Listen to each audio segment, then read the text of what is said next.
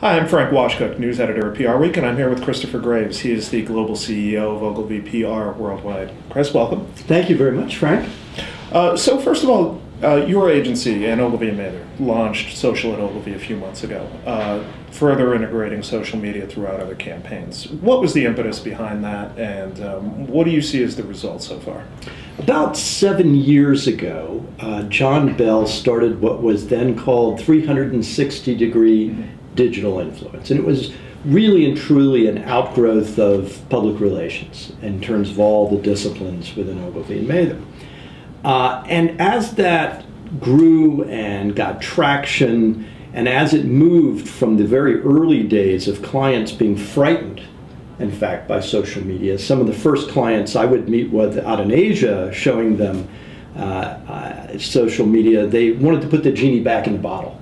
How do we stop this? And so as it moved from defensive and then into sort of listening posts and then into actually looking at sort of word of mouth in social networks and then on to marketing and even social business, it was clear that it was not going to be, nor should it be, owned by just one discipline.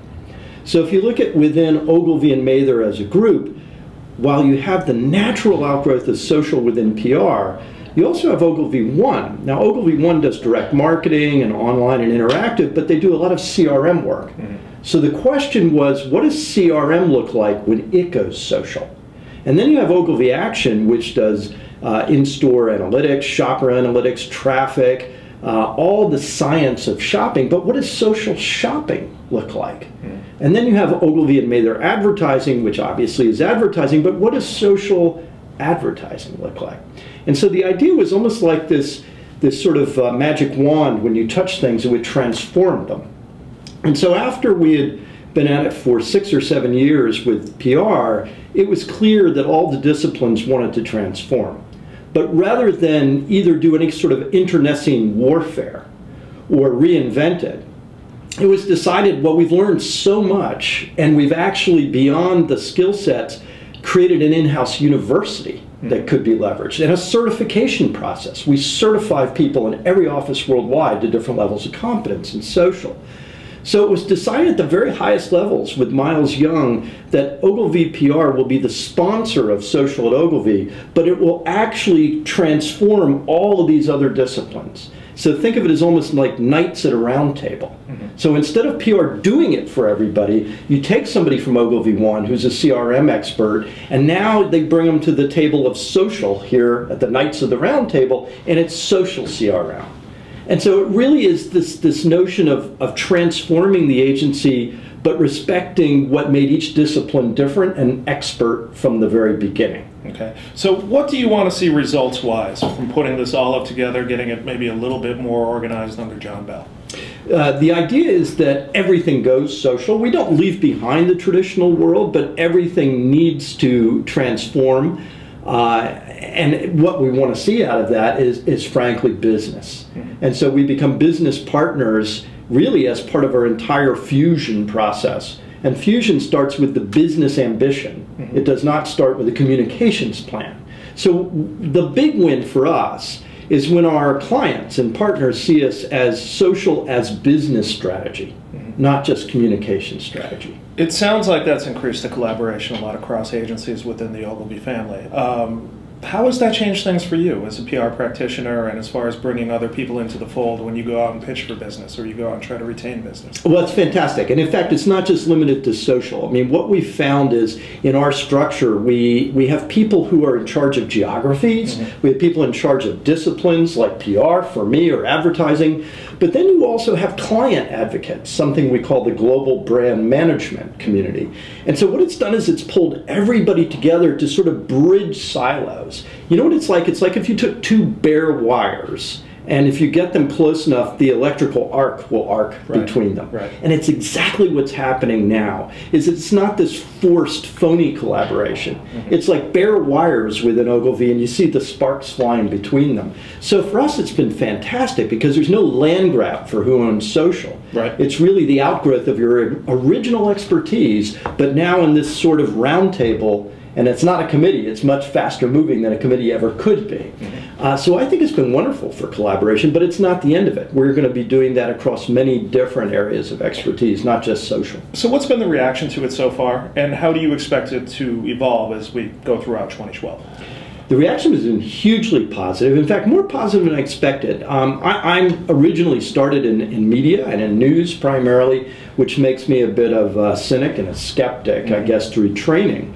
And usually when you see something that is so talked about, so much in the limelight, people get numb and they get cynical about it, like social. Right. So you expect when you're going to do something like social at Ogilvy, part of the blowback you might expect is, yeah, please, yet another social gimmick. And that's not what we got. We got a real understanding that this was not every discipline and every bucket shop and every agency trying to compete on gimmickry. This was really coming back to the heart of understanding a client's business and the brand, and that these things were natural outgrowths of that expertise. So I think it's been hugely positive. Internally, one of the things we had to make sure is that people in PR who were so proud of creating the original 360 digital influence didn't think that we were suddenly just giving it away. That they are actually still, just as they always had been, the sponsors of social.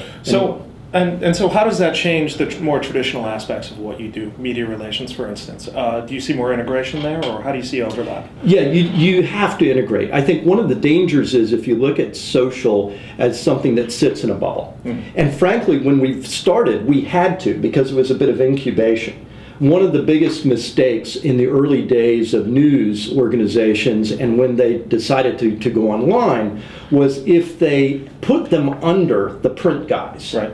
Because the print guys would kill them. I remember this well. Oh yeah. So you had to put it in a little bubble somewhere to incubate it. But then as it grew bigger and bigger, if you kept it in a bubble, you would have two people showing up at the same press conference from the same organization. And that happened to most newspapers.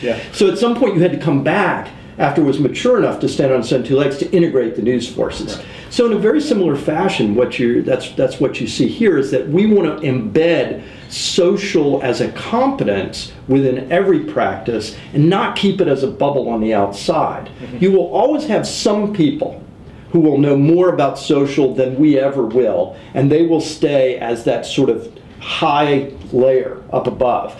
But our goal really is to push it into every practice. Quick example, if you have a very specialized practice like healthcare, the regulations for social are very different.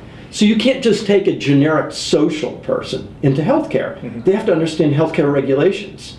If you take somebody into social marketing, they have to understand behavioral economics and behavior change in population. If you just take a social person, it's just gimmickry. So the primary bond has to be practice expertise, domain expertise. You work for Ford, you have to understand Ford first, then you have to understand autos and lifestyle, consumer marketing. If you just drop a social person in with gimmickry, then you get the worst of the worst, where somebody comes in and says, I'll make you a Facebook page. Big deal. But there's no business strategy there and no marketing strategy there. So what you're saying is essentially you have to bring the business strategy in and the overall strategy at the ground floor. Absolutely. That has to be interwoven from the beginning. Again, this is Frank Washkuch. I'm the news editor at PR Week, and I'm here with Christopher Graves. He is the global CEO of Ogilvy PR Worldwide. Thanks again. Thank you.